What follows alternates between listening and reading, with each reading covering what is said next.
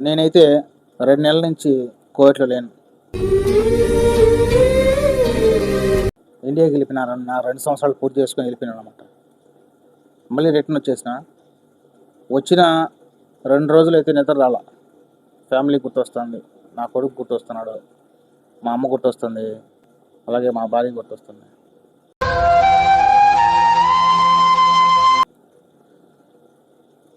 ఏం చేద్దాం, కొన్ని సంపాదించుకోవాలంటే కొన్ని ఆశలనేది వదులుకోవాలనమాట.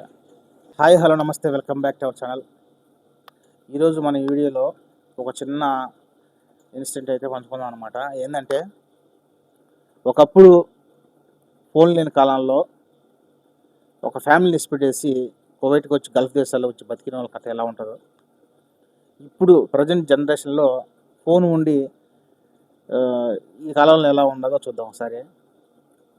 నాకైతే అప్పుడు కాలం అనేది అనిపిస్తేనే బాధ అనిపిస్తుంది ఇప్పుడు సమస్యలతో పోల్చుకుంటే. ఎందుకంటే ఒకప్పుడు 90స్లో ఒక చిన్న డబ్బా ఫోన్ కూడా ఉండేది కాదు. ల్యాండ్ ఫోన్ అంటారు కదా, ల్యాండ్ ఫోను ఎక్కడో ఒక సర్పంచ్ ఇంట్లోనో లేకుండా కూడా ఒక ఊరు పెద్ద ఇంట్లో ఉండేది ఒక ల్యాండ్ ఫోన్. ఒకవేళ ఒక మాట్లాడుకోవాలంటే క్యాసెట్లు రికార్డ్ చేసుకొని, టేబుల్ కార్డులో రికార్డ్ చేసుకొని పోస్ట్ ద్వారా పంపించుకునేవాళ్ళు.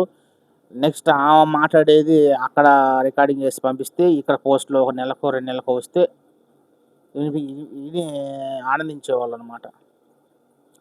అది అప్పుడు పరిస్థితి.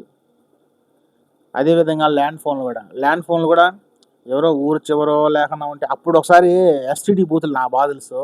నేను స్కూల్కి వెళ్ళేటప్పుడు ఎస్టీడీ బూతులు ఊరు చివర కానీ లేకపోతే ఊరికి రెండో ఒకటో ఉండేది.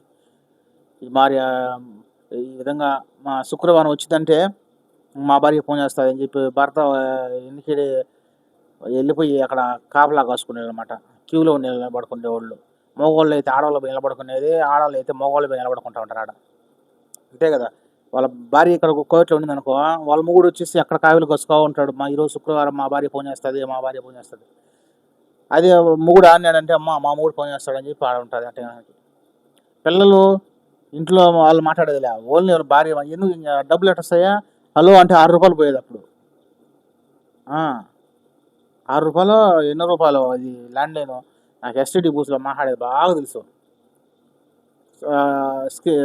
ఫోన్లో కొడతాము, ఈ మార పనిచేసే వాళ్ళే లైన్ కల్పిస్తారనమాట. కోడ్ కొట్టి కల్పిస్తే వాళ్ళే మాట్లాడి మళ్ళీ పలానా ఇంట్లో పర్మిషన్ పిలిచండి అని చెప్తాడు.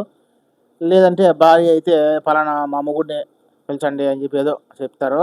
ఆయన కల్పిస్తే ఇంకా కన్నీళ్ళు, బాధలు,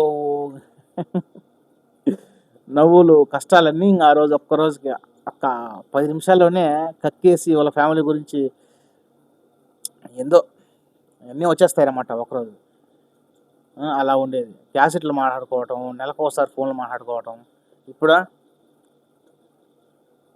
టికెట్ బుక్ చేసుకొని ఫ్లైట్ దిగితే ఏదో మనం బస్ దిగి ఆ వాళ్ళ పోయినట్టు, మళ్ళీ ఆ వాళ్ళ బస్సు ఎక్కి ఎవరు దిగినట్టున్నది, వేరే ఊర్లోకి వెళ్ళినట్టున్నది.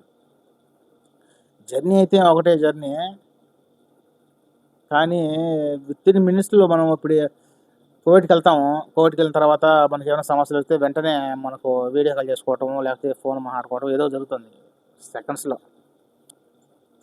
కానీ ఒకప్పుడు కష్టాలు అనేది నాకు తెలిసి ఇప్పుడున్న కష్టాలు మనం పోల్చుకుంటే, ఇప్పుడున్న కష్టాలతో పోల్చుకుంటే అవి చాలా అంటే చాలా గొప్పవి. అప్పుడు సంపాదించే కూడా చాలా గొప్ప వాళ్ళు.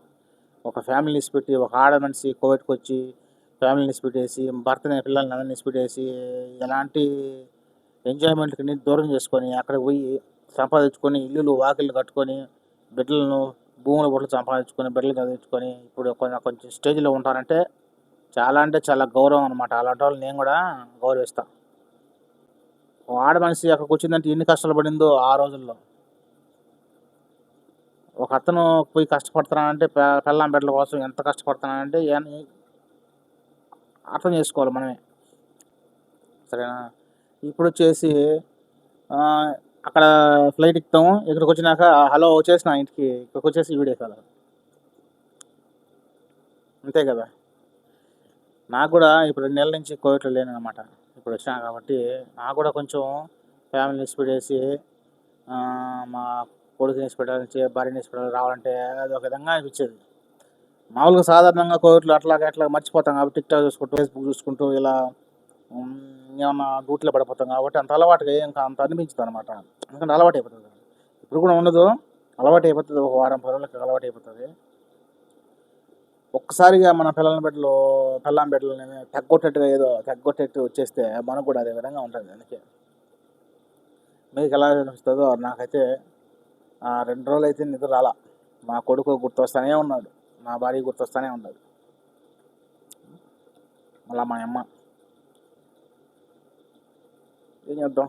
టైం కొన్ని సంపాదించుకోవాలంటే కొన్ని వదిలేసుకోవాలి అనే డైలాగ్ అంటారు కదా! కొన్ని కావాలంటే కొన్ని వదులుకోవాలన్నమాట.